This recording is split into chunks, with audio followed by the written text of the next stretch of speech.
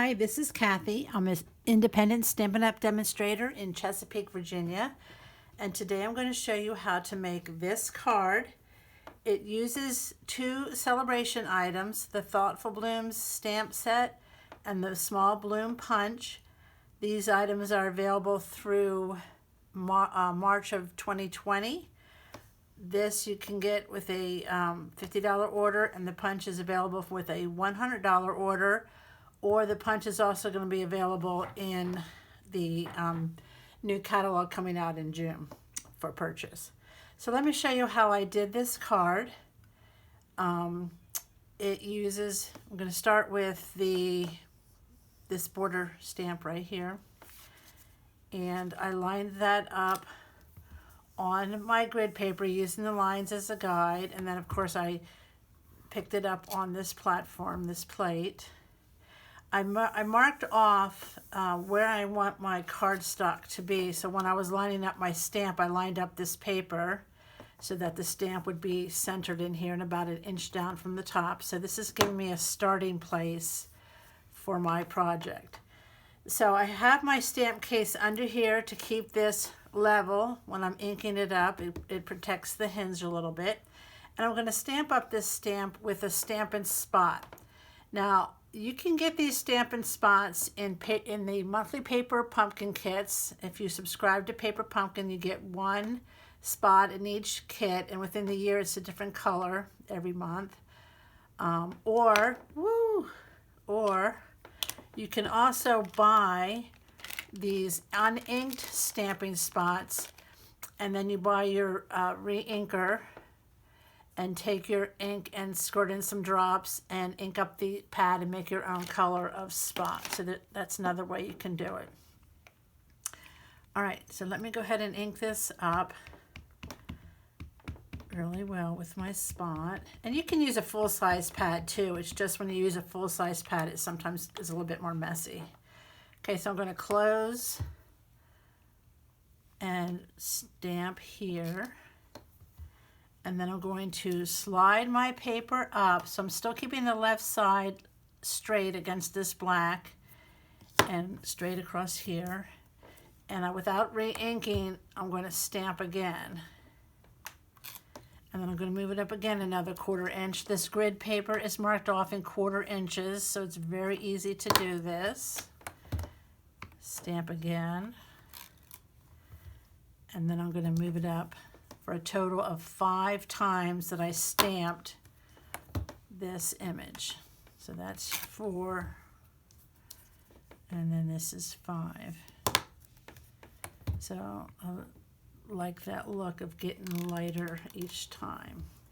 Okay, now I'm going to come in here with my chamois and clean off the remaining ink here. And I just like to clean that up right away. It reduces the staining. All right, now I'm going to continue stamping here. The Stamparatus has this little foam mat and a nice solid platform, so we're going to just continue doing our stamping on here. So I'm going to stamp the words that come in with this set. This little greeting says, "I'm always amazed but never surprised by your thoughtfulness." So I'm just going to go ahead and ink that up with my spot.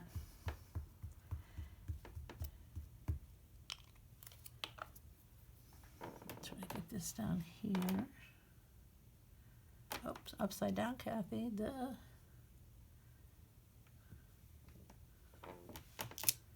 All right. Let me go ahead and clean that up real quick. All right, and then I'm going to come in and do the stem and the leaf. For that, I'm going to use Call Me Clover. This is a retiring color. It's one of the end colors that's retiring at the end of May, but you want to start thinking about purchasing the in color items sooner than later, because they will be in short supply toward the end of the catalog period, and then they're only available while supplies last. So this is a really nice bright green. I'm going to stamp the stem, and then I place the leaf on the other side of this block, and I'm going to stamp that. All right, clean that off real quick. All right, close this up. Now I'm going to continue building the layers, and I'm going to do that flower at the end. So the next layer is a piece of gorgeous grape. I cut this at 3 7/8 by 5 1/8, and if I didn't mention it, this is 3 3/4 by 5. So the gorgeous grape layer is just 1/8 of an inch larger.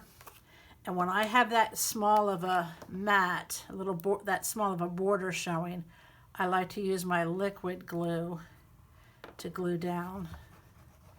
It gives you a little bit more wiggle room to place it with an even border. So let me show you. So I'm going to put this down, and then I can slide it around so that I get this even border. Okay, that's that. Now the card itself is Highland Heather, regular, half a sheet of cardstock, 8 1/2 by 5 1/2, folded in half. And that's going to go on the front. And you could use your liquid glue to glue that down. I'm going to use the double stick snail. You have different options. Whatever you preferred or like is what you do. All right, so I'm just going to put that down. Try to keep an even border all around.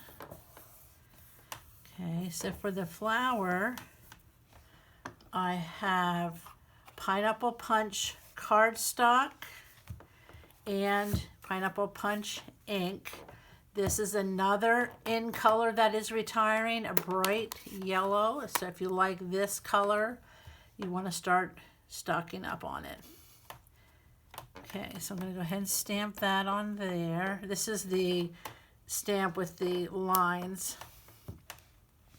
Wouldn't have to stamp this, but it just gives it a little bit extra dimension. Oh, I'm going to clean that off quick. All right, and then I'm going to go ahead and punch this out with my punch. And then I'm going to add a Stampin' Dimensional to make this pop up off the card.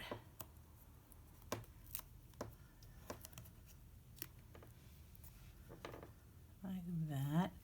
And then the very last thing is I'm going to take a rhinestone. I think I'll take a big one here and place that in the middle. So there you have it. I hope you like this. I hope you'll give it a try, and thanks for stopping by.